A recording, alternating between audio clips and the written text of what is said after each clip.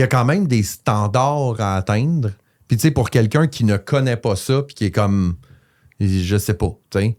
Mais mettons, comme on disait, moi, un taux d'ouverture de 40%, c'est un très bon taux d'ouverture. Où est-ce qu'on commence à s'inquiéter?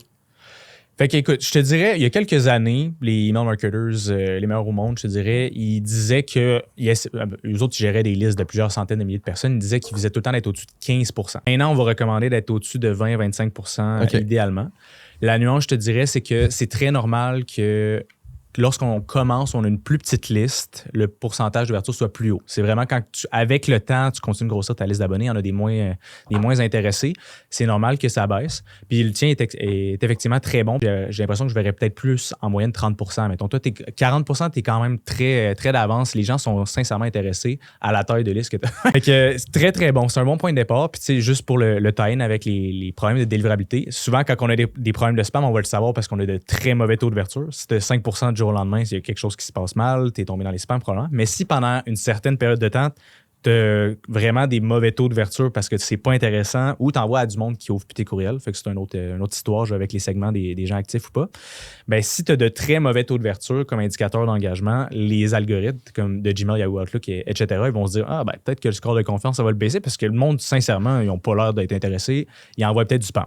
Fait que ça aussi, ça peut te faire tomber dans les spams. Fait que c'est un ou la l'autre. Poule ou l'œuf, ouais. Fait que ça veut dire que si tu es à 25% et moins, pose-toi des questions. Puis moi, ce qu'on m'avait dit, c'est là que l'objet fait toute la différence. Mm-hmm. Ça se peut que tu sois dans les spams et tout, là, mais si ta délivrabilité est bonne et tout, puis que tu reçois un courriel, puis que tu n'as pas le goût de l'ouvrir, ça veut dire qu'il faut que tu te poses des questions sur est-ce que je l'envoie au bon moment, la bonne journée, à bonne heure, est-ce que mon titre fait du sens, est-ce que mon je cherche tout le temps le terme. Est-ce que pas le destinataire, mais l'envoyeur est bon? Parce que ça, on n'a pas parlé. Ouais. Mais c'est sûr que si j'envoie un courriel qui est de la technique Moneyball. C'est tellement faceless, là. C'est ça. Ou j'envoie un courriel de Marco Bérubé, il y a plus de chances que les gens vont l'ouvrir. Puis c'est très souvent. Puis toi, ta recommandation que tu disais, c'est que si tu travailles pour une grosse entreprise, puis qu'il faut que tu sois quand même. Mais ça pourrait être Simon de chez Zellers. Ouais. Fait qu'au moins, Zellers, t'as-tu connu?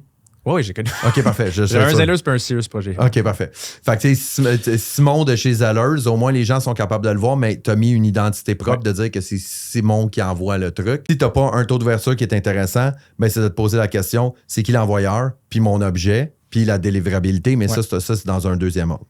Après ça, les gens, ils ouvrent mon courriel.